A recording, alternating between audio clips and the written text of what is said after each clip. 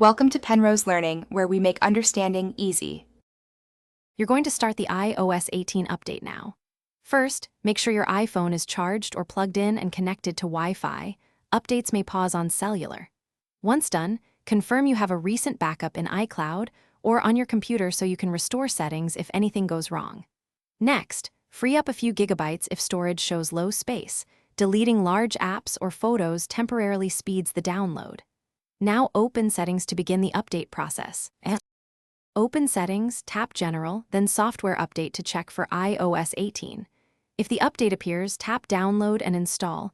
Enter your passcode when prompted so the device can authenticate changes. The phone will verify the package, prepare the update, and then restart to install. While it's installing, keep the device connected to power and a stable Wi-Fi network. Interruptions can cause a failed install.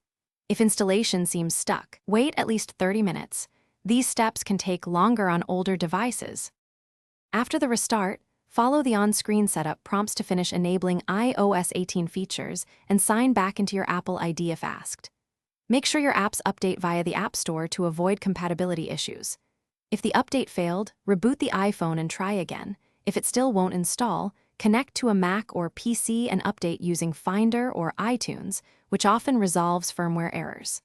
One key troubleshooting tip: if you see repeated errors, reinstall from a computer and restore your backup. This fixes.